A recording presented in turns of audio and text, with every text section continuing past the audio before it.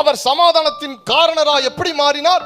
நமக்கு சமாதானத்தை உண்டு பண்ணுகிற பனிஷ்மெண்ட், தண்டனை, ஆக்கினை இயேசுவின் மேல் வந்தது. அவருடைய தழும்புகளால் குணமாகிறோம். Jesus is the warrior. அவர் ஒரு வாரியரை போல சிலுவையை சுமந்தார், எதிர்ப்பை எதிர்கொண்டார்.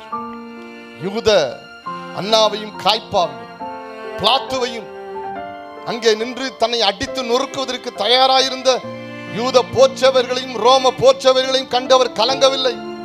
சிலுவையை கொண்டு அவர் பயப்படவில்லை.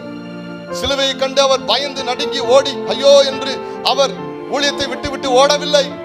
தன் ரத்தத்தை சிந்தியாவது ஜனத்தை மீட்க வேண்டும்.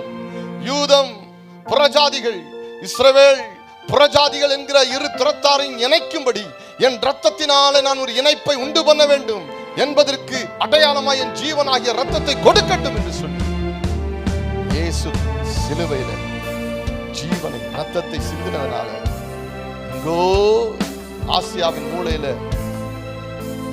இந்தியாவில, தமிழ்நாட்டுல ஏதோ ஒரு தெருவில் இருக்கிற ஒரு சின்ன இடத்துல இருக்கிற நீங்களும் நானும் பாவங்களை அறிக்கையிட்டு இயேசு இரட்சகர் என்பதை புரிந்து கொண்டதுனால ரத்தத்தினால கழுவப்பட்டு இன்னைக்கு நம்ம யூதா கோத்திரத்துல போய் சேர்ந்தோம். கரங்களை உயர்த்தி அல்லேலூயா சொல்லுங்க.